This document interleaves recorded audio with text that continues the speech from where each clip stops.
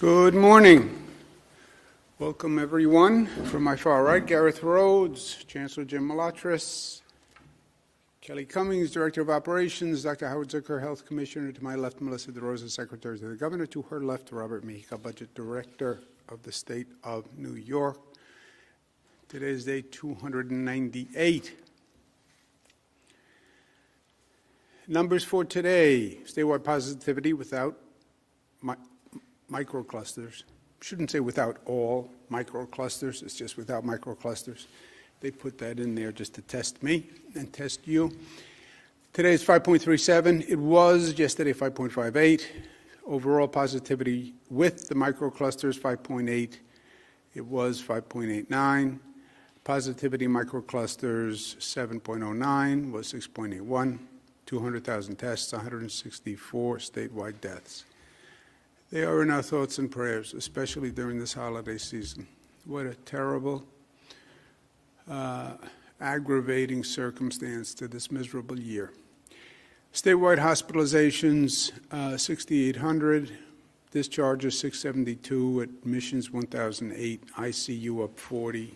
Intubations up 19. By percentage of population, Finger Lakes, Finger Lakes, Finger Lakes. Finger Lakes has been a problem for the past several weeks. It is not getting better. It's a serious concern for us. I'm going to be speaking to the elected officials in the Finger Lakes and to the hospitals, and we're considering several options because that is a serious and deadly situation, and it's not getting better. Western New York, we've made progress. Rest of the state is basically flat. Positivity, it's Finger Lakes and it's Mohawk Valley. Mohawk Valley is actually higher now than the Finger Lakes. So the same situation with the Mohawk Valley. New York City, when you look at the numbers, Staten Island 5.51. And there's no reason for that. Follow the precautions, save lives. The issue of the new strain is very serious, and I don't believe this country is taking it as seriously as it should, and more importantly, I don't think this country is taking the action that it should take, okay? So let's just talk facts first. Fact, it is in the UK and it is more dangerous. Boris Johnson says it's 70% more transmittable. Boris Johnson closed parts of the UK. Other European countries have banned travel from the UK. But it is more dangerous. How much more dangerous? We don't know. We don't know if it's more deadly. We don't know if the vaccine works on it or not. We think the vaccine works on it. That's our quote-unquote working assumption. But it is real and it is dangerous. It is traveling around the world as we speak, right? It's on planes, and it is transmitting, and other people are getting on planes, and it's the holiday season, and it is traveling around the world. That is a fact. It's not a personal opinion. 120 countries now require testing before people leave the UK or ban people from the UK. That is not a personal opinion. That is a fact. Number 4, France went so far as to stopping truck traffic from the UK, caused massive backups by stopping the traffic coming into France. That's how seriously France took it. And then you have federal officials in this country who say, well, it may be here already, okay? Those are 5 inarguable facts. When you hear those facts, you have to say to yourself, what? What happened? And what are we doing? And why are we not doing what 120 other countries that are far less sophisticated, that paid far less of a price for COVID, that didn't have the experience that we had? why aren't we saying test the travelers in the UK before they get on a plane? Why aren't we saying test travelers, period, before they get on a plane and come to the United States? I mean, why wouldn't you do that? This is what happened in the spring. It is deja vu. It is the same mistake the federal government made that killed thousands of people and cost billions of dollars. They lost track of the virus. They knew it was in China, and then they lost track of it. And what happened is the virus got on a plane and went to Europe, and then got on another plane and flew to the United States, and nobody knew it. That's what the history books will write, was the gross negligence of this federal government. That will be the legacy. And we are doing the same thing again, and it makes no sense. When did common sense leave government? When did government become so bureaucratic and so apathetic and so slow that basic common sense eludes them? Because that's what this is. 120 countries around the globe. Any official who hears anything, test before they come. It's not banning, it's not impeding. Test before they come. The way we did 200,000 tests in this state, just this state, yesterday. Test travelers before they come. That HHS and the CDC have not acted on this is really reprehensible. I don't know if they're just checked out, and if they're checked out, they should resign. I don't know if they are, because it's in the midst of a transition, then you should say, Mr. Joe Biden, why don't you make this decision? But to do nothing when you know the virus is coming here, when you say it may already be here, which would then mean you would be concerned that you want to isolate it and stop the spread. It's just the greatest failure to do one's job. And this is not a special insight, and this is not political. It's the UK. Every other European country has done it. It just, why? Why would you put people's lives at risk?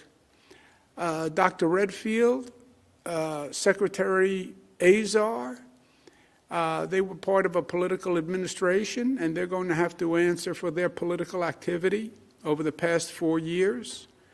But it's over now, the politics. Why didn't you do your job now, Mr. Secretary?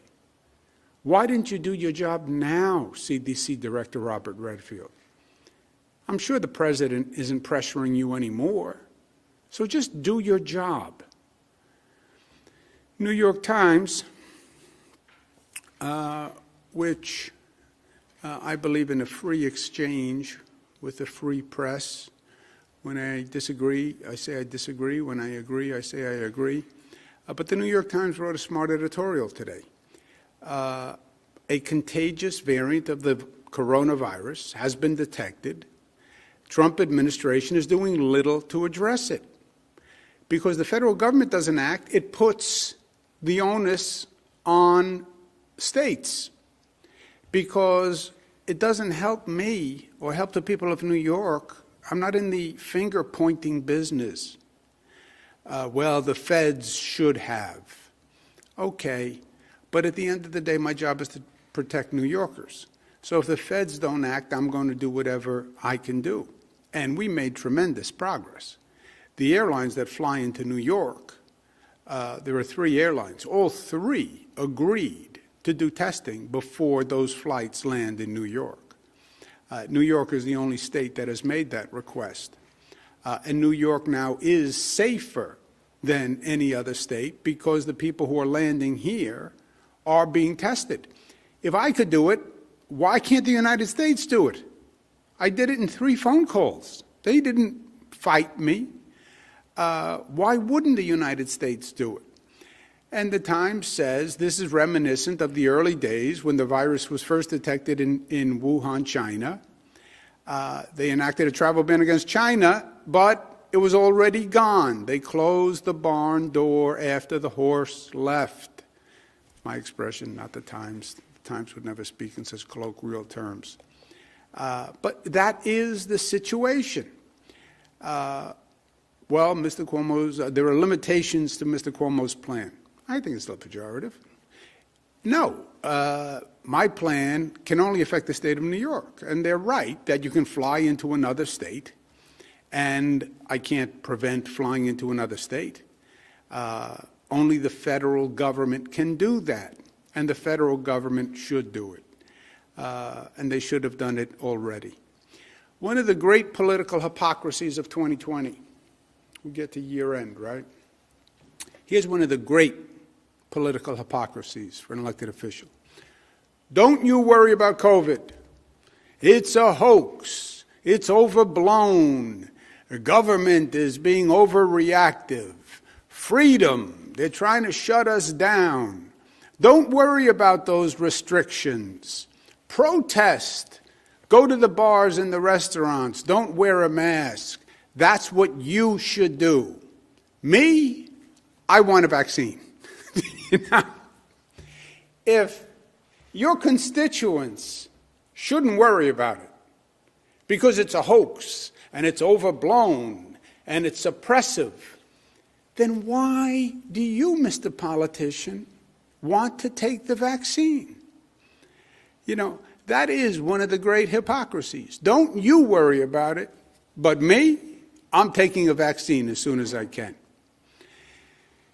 United States, CDC, HHS, do something, do your job on the way out the door. Just tell the UK, test travelers before they land in the United States. State lab is doing specimens from across the state. We're looking to find out if it's here, where it is. We want to isolate it. If it is more easily transmitted, we want to catch it in the crib, right? That's what contact tracing is all about. Find it. Patient 0. Where's patient 0? We want to find patient 0 on that variant. And in the meantime, stop other people who are infected from coming. This is the holiday season. The next 10 days are going to be key for us. If you look what has happened around the nation, you see a spike that has increased since Halloween. It got colder. People went indoors. But then you see a spike that happened in other parts of the country in Thanksgiving and coming out of Thanksgiving. Those parts of the country had more travel at Thanksgiving than we did. More travel is a proxy for more social gatherings. More social gatherings, fewer precautions, more spread. We did not have that same post-Thanksgiving spike because we were more cautioned and more intelligent about it. The question is what happens through Christmas and Kwanzaa and Christmas week and New Year's. Do we stay as diligent, or does that number go up? Does it stay flat? How high does it go up? How fast does it go up? We are not destined for a shutdown. I want to do everything I can to avoid a shutdown. The shutdown does tremendous economic damage and collateral damage to families. We can't survive with these economic shutdowns. And no hospital in the state, no hospital, has advised us that they are within 21 days, 3 weeks, of 85% capacity, right? So on the fear of overwhelming the hospital. system. No hospital has said that they're within 21 days. But that could change if the spike goes up dramatically. And that's what we need to watch over these next 10 days. Celebrate. I'm going to celebrate. I deserve to celebrate. I was good. I'm on Santa's good list. I have that on inside information. Celebrate. But just be smart about the way you celebrate, right? Avoid the density. Open the windows. Take a walk outside. Just be smart about the way you celebrate. Celebrate smart. Stop the shutdowns. That's what's going to be on all our travel signs and flashing signs. Kelly Cummings is doing that to remind New Yorkers. Celebrate smart. Stop the shutdowns. Celebrate smart. Stop shutdowns. Smart is part of being New York tough, right? It's part of our DNA. In the meantime, we're in a race between the vaccinations and the increase in the COVID rate. 89,000 New Yorkers have received the first dose. Nursing home program in the first 2 days, 90 facilities, 22,000 vaccines administered. Great job. More good news. Well, more surprising news. The Pfizer vaccine, we found out, had more dosages than they said per vial. That's good news. This is the Moderna COVID-19 vaccination kit. This is the Moderna vial. The Moderna vial was supposed to have 10 doses. This vial would do 10 doses. Actually, they're getting 11 doses per vial, which is different, but good different as opposed to bad different. And after a year of having a lot of different pop up and 90% of it being bad, I'm glad that this is different but good. So we actually have more Moderna vaccines than we thought because there is more vaccination in the vial. That was also true for Pfizer. So they both made a mistake, but it was a mistake in a positive direction. I'm working on the State of the State now. State of the State I issue in the beginning of the year. The overall balance for the State of the State is how do you stay open safely and how do you reopen safely, right? And the balance is going to be how do you use vaccinations and testing to determine safety, okay? You have two tools. We're now the most proficient state in the nation on testing. We have vaccinations coming. There will be people who will receive 2 vaccinations shortly, and they will have been vaccinated. How do you use the vaccinations and the testing to define or determine safe in terms of reopening? You can't wait for the vaccine to hit critical mass. 75 to 85% of the population. That is months and months away. And by the way, the more they talk, the further the timeline. First it was going to be June, then it was going to be September. Now some people are suggesting even longer. We can't go through 9 months with restaurants shut. We have to come up with a smarter way to do this. And this is going to be a different period in history.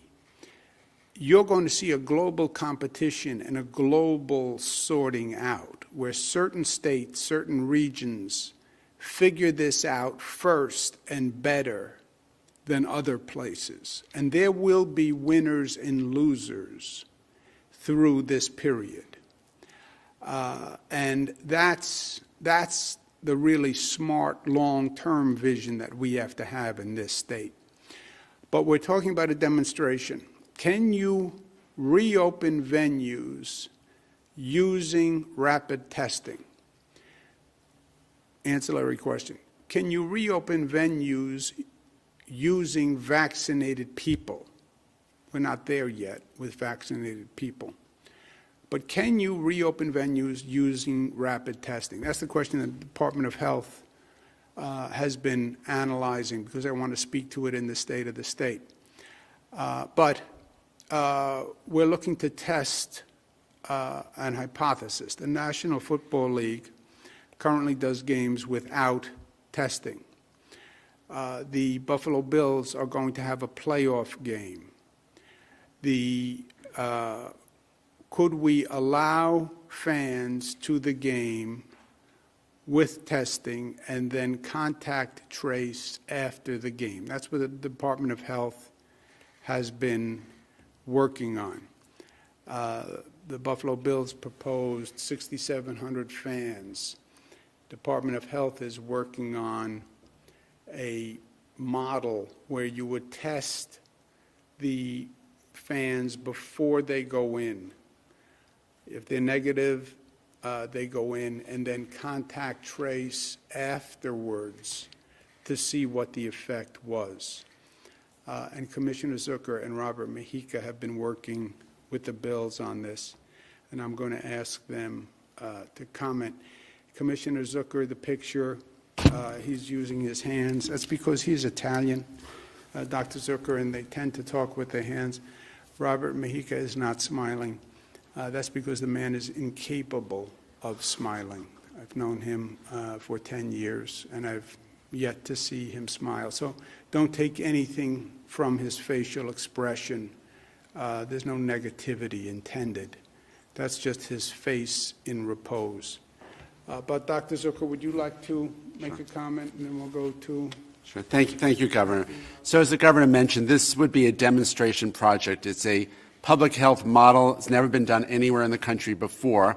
As the Governor mentioned, what we will do, we will work with the team to get all the fans tested who are coming in beforehand, 6,700 people, prior to the game. We'll have proof of a negative result prior to entering. We'll work with the team, and we will do contact tracing afterwards. And as I said, this is a demonstration project. My concern here is we can control how fans come into the stadium. We can control other factors as well dealing with the stadium. But the ancillary events, the parties, are where this virus can spread. The events at the airport is a classic example, which we saw the other day. Thousands gathered without masks. And that's how disease spreads. So how do we control that? That is really the question. That's what we are working on as well. And this is all obviously community spirit. We are extremely proud of the Bills. We are all New Yorkers. We work on these things together, and we will get through it. But that is our plan as a demonstration project, Governor, and no one else has done this in the nation before. Thank you. Thank you, Doctor. Mr. Mujica? So the Bills have submitted a plan that the state is reviewing, and we've gone back and forth with them on the elements of the plan, but they will control ingress and egress in the stadium. They will have social distancing within the stadium. Masks will be required at all times. Fans who are not wearing masks or won't wear masks would be ejected from the stadium if they are not. And there will be ushers in every section. Some sections will be closed off. And as Dr. Zucker mentioned previously, the Department of Health actually went to another stadium to see how some of these protocols could work, and they're comfortable with that. The testing is the newest piece, which no one else is doing anywhere in the country, but as the Governor points out, this would be the beginning to start to show how you could start events with testing and all of the other mitigation factors we have. This would be the first in the nation and the first in the Northeast. Thank you. Thank you very much. Countdown to Christmas, 2 days. We're distributing 7,300 toys, coats, school supplies. New Yorkers are the best, even with everything that's going on. They were so generous, and we want to thank them all. We want to thank Walmart and the China General Chamber of Commerce, and the literally hundreds of New Yorkers who donated toys. Even though the economy is terrible and everyone is suffering, New Yorkers are just beautiful people. I mean, I don't even have another way to say it.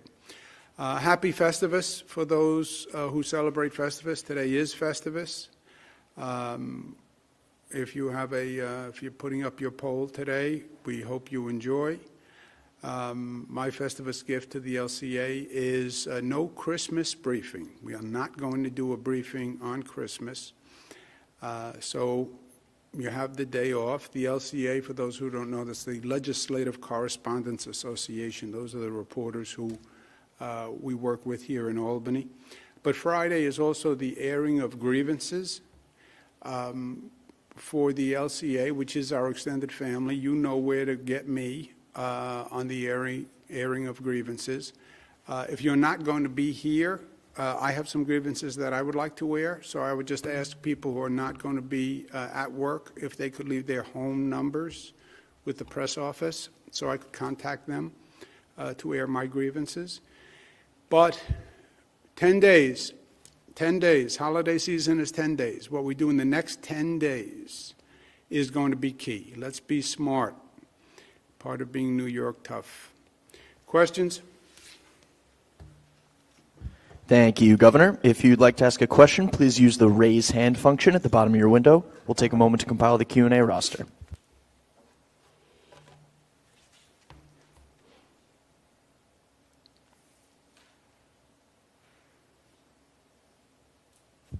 Governor, your first question comes from Michael Gormley from Newsday. Michael, your line is now open. Please unmute your microphone.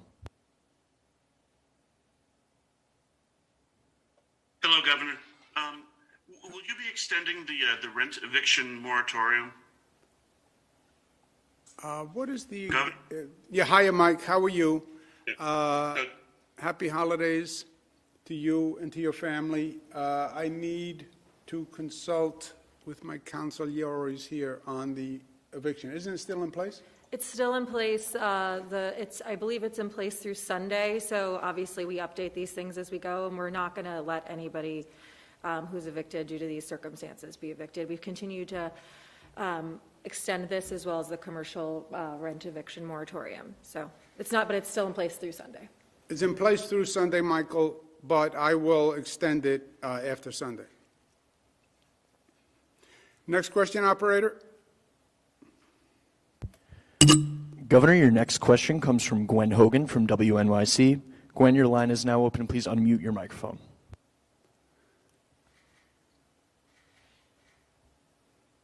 Gwen Hogan. Operator, how do you unmute a phone? *1.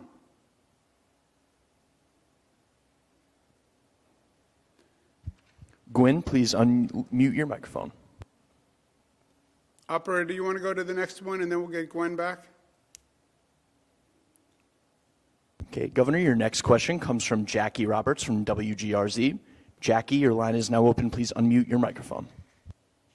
Hello, thank you for taking a couple of questions. I just wanted to clarify, the plan for Bills fans in the stadiums, is that still in review or is that for certain happening for the playoff game? That is in development. We're working with the Bills. You saw the outline of the proposal. You heard Dr. Zucker speak about the Department of Health demonstration program that he's interested in. But Rob Mahika, Dr. Zucker, and the Bills are still trying to work through this. It's never been done before. And how to do it devil is often in the details. We would like to do it. The Department of Health is interested in the concept. You heard the concerns of the Department of Health. Could you create ancillary situations that you are not contemplating that are problematic? You know, the stadium is basically a controlled area. But could you create situations that you have not contemplated that wind up problematic, right? The spontaneous rally at the airport, which, you know, God bless the fans, they were excited, I was excited. But those large gatherings without masks, those are highly problematic. And could we be creating something like that inadvertently? That's the Department of Health concern, and that's one of the things they're talking through. So nothing is final, to say it concisely. Operator? Your next question comes from Nick Reisman from Spectrum News. Nick, your line is now open. Please unmute your microphone. Hey, Governor. Two questions. One, I was wondering if you could go into the detail about just how future events could be impacted by whatever happens with the Bills playoff game in 2021, how you would use this as a model potentially going forward. And also as a follow-up, I was wondering if you could respond to the news from the Census Bureau that shows preliminary population numbers having declined in New York over, I think, about a 6-month to 12-month period in 2020. Past 6 to 12 months in New York has been a difficult time. Really, it was going back to the spring, Nick, where New York was seemingly unique in the COVID pandemic, right? You had, just remember where we were, and it was all New York all the time. It was almost as if there was something about New York that made it susceptible to COVID. And then the cruel truth comes out later. It had nothing to do with New York. It was federal incompetence that allowed the virus to land at JFK and Newark Airport, like they're doing now. And the reason I have a bad feeling about it is it was perceived as anti-New York. It was perceived as a New York phenomenon. Get out of New York. Get out of New York. New York is where COVID is. And I think that hurt New York. I know it hurt New York. Plus the federal war on New York, SALT, etc. But COVID and the apparent connection between New York and COVID hurt New York. And it was untrue. And we see that now, as a matter of fact. One of the safest states in the nation for COVID, New York. Literally one of the 3 safest states, New York. Higher infection rate, Florida.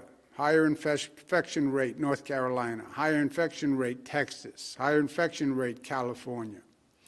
So that's the truth. Had nothing to do with New York. And by the way, New Yorkers were smarter than almost any other state in dealing with it. That's the truth. And the expression, the truth will out, well, the truth has outed. What was the other part of the question, Nick? Oh. I didn't want to mention this because I knew you would ask a follow-up or someone would, and I'm going to do it in the State of the State. Here's the conundrum. Or not the conundrum. Here's the challenge. You have an economy that is basically shut down. You are battling the COVID rate daily. The weapon that wins the war is the vaccination. The vaccination will take months.